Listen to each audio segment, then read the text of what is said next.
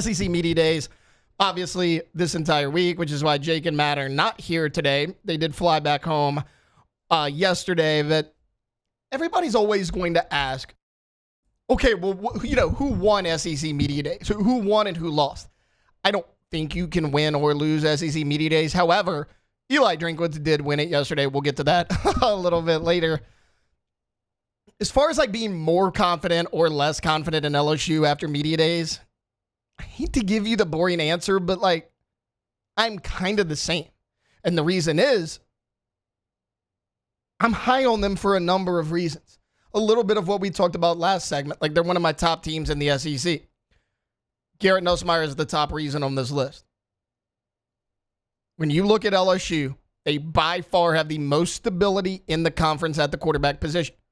It's weird to look at because a lot of the top teams in the SEC this year have questions at quarterback.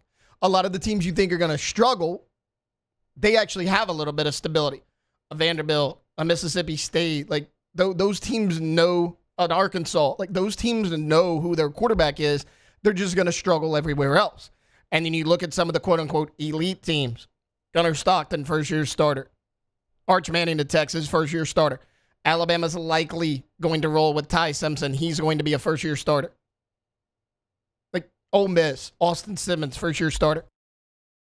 All of those teams have a ton of talent around the quarterback position. It's just the most important position on the field is their biggest question mark going into the season. It's more than Nussmeier, though. Like I mentioned, you have the most stability at the quarterback position. You were awesome in the transfer portal. There is a ton of talent at wide receiver and defensive back, which was a big question mark a year ago. Look, Kyron Lacey made big plays for you a year ago. Mason Taylor left this program as the best tight end in school history. I think you're better at wide receiver and tight end than you were a year ago, depth-wise. Aaron Anderson's back. Xavier Thomas is back. Chris Hilton was just at SEC Media Days. Coaching staff expects him to have a big year. You add Berrien Brown, Nick Anderson, who's 6'5", coming over from Oklahoma. I think he's going to be a matchup nightmare. Like, that's 6 guys I just listed right there, and that's not counting some of the freshmen and some of the guys that are under the radar a little bit. Kyle Parker coming back from injury. I mean, there's weapons galore on offense. And sure, you lose Mason Taylor, but Trey'Dez Green, he's back. He's going to have a bigger role. Bauer Sharp is a lot more versatile than a lot of people are giving him credit for at the tight end position. And then on the defensive side of things, you needed corner help and safety help in a big way. You get A.J. Halsey and Tamarcus Cooley at safety. I think both of those guys are going to start week 1. You go get Mansour Delane at corner. You go get Jakeem Jackson at corner. Like, you have completely rebuilt that defensive backroom. Ashton Stamps is still there as well, entering pretty much his 3rd year as a starter. He started a good bit as a freshman, was your starter all year last season opposite Zy Alexander. Like Ashton Stamps, he's been there, done that. He knows this defense. He's played in big-time football games. He's going to be fine. You also have 5-star freshman DJ Pickett, who's been on campus for a while now. You have a lot more depth on the D-line.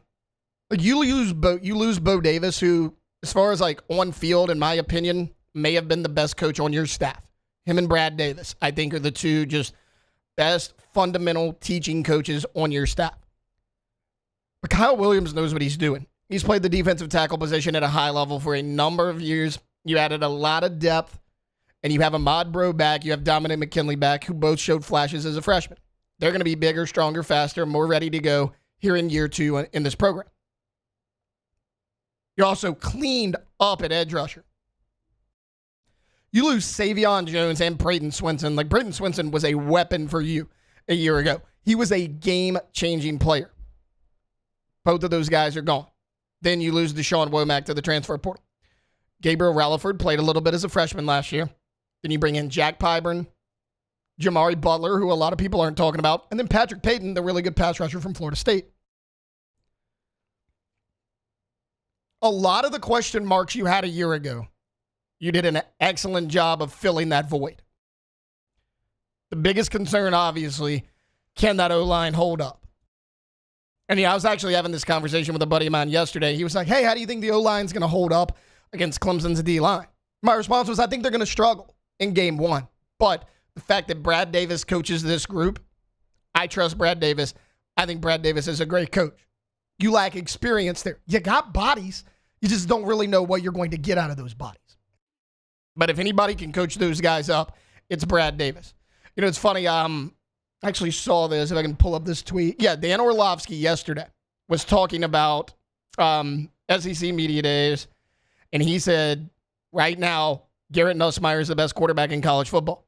Two things I love about him. He said he's outstanding pocket management, 9% pressure to sack rate. That was the lowest in the SEC.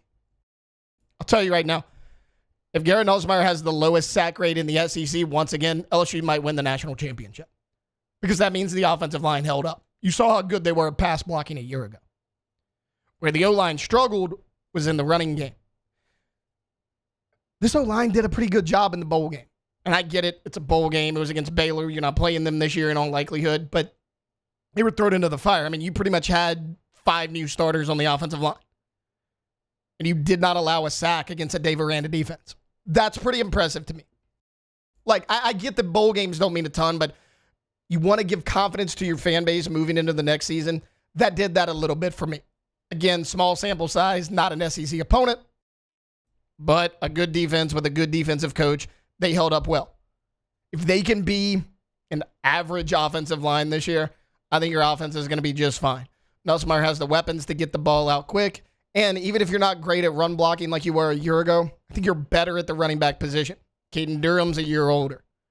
Caleb Jackson's been in this program for 3 years now. You bring in 2 stud running backs. Harlem Berry, the number 1 running back in all of high school football last season. And then JT Lindsey, the big-time recruit from Ash up in Alexandria. Like, you're going to be better at the running back spot. Last year, you basically had Caden Durham, Josh Williams. That was it.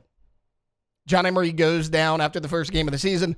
Caleb Jackson never found his footing throughout the year. That was all you had. You had 2 running backs. I think you got 4 if Caleb Jackson can step up that can make an impact on this team. There's a lot of ways you can help the O-line. Nuss getting the ball out quicker to his playmakers and the running backs just being overall better.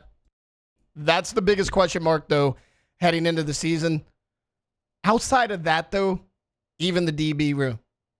I trust Corey Raymond, even on the D-line. Kyle Williams doesn't have the coaching experience, but he's played at a high level for a number of years, and you're pretty talented there. You're better at receiver. You're better at running back. I think you're really good at linebacker. It's a room we don't talk about a ton. If that offensive line can hold up, LSU could have a really good season.